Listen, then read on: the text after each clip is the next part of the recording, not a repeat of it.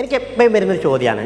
അപ്പോൾ പുതിയ ഒരു ക്ലയൻറ്റിന് അടുത്ത് പോയി സെയിൽസ് കോൺവെർസേഷൻ നടത്തുമ്പോൾ, സെയിൽസ് പ്രസൻറ്റേഷൻ നടത്തുമ്പോൾ പലപ്പോഴും പ്രൊഡക്റ്റ് റിജക്റ്റ് ചെയ്യണം. പിന്നെ പറയാം, അല്ലെങ്കിൽ നിങ്ങളുടെ പ്രൈസ് കൂടുതലാണ്, അല്ലെങ്കിൽ I will call you back എന്നൊക്കെ പറഞ്ഞിട്ട് ഇങ്ങനെ മടക്കി വിടുകയാണ് സാധാരണ ചെയ്യാറുള്ളത്. അപ്പോൾ ഇതിൻ്റെ ഒരു കാരണം പ്രധാനമായിട്ട് നമ്മൾ പല പ്രസൻറ്റേഷനിലും എന്താ ചെയ്യുക, ഞങ്ങൾ അങ്ങനെയാണ്, ഞങ്ങൾ ഇങ്ങനെയാണ്, ഞങ്ങളുടെ കമ്പനി ഇത്ര വർഷമായിട്ടുള്ള കമ്പനിയാണ്, ഞങ്ങളുടെ പ്രൊഡക്റ്റ് അങ്ങനെയാണ്, ഭയങ്കര സംഭവമാണ് എന്നിങ്ങനെ പറഞ്ഞുകൊണ്ടിരിക്കും. പക്ഷേ ഈ പ്രൊഡക്റ്റ് കൊണ്ട് ഈ ക്ലയൻറ്റിന് എന്ത് നേട്ടം, അയാളുടെ ലൈഫിൽ എന്ത് ഇമ്പാക്റ്റാണ് നമ്മുടെ പ്രൊഡക്റ്റ് കൊണ്ടുവരുന്നത് എന്ന് പലപ്പോഴും പല സെയിൽസ്മാന്മാരും പ്രസൻറ്റേഷനിൽ കൊണ്ടുവരാറില്ല.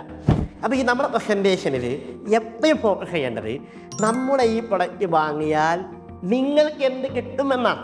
അവർക്ക് എന്ത്, അപ്പോഴല്ലേ അവർ സാധനം വാങ്ങുള്ളൂ. നമ്മൾ ഭയങ്കര സംഭവമാണെന്ന് പറഞ്ഞുകൊണ്ട് കാര്യമുണ്ടോ?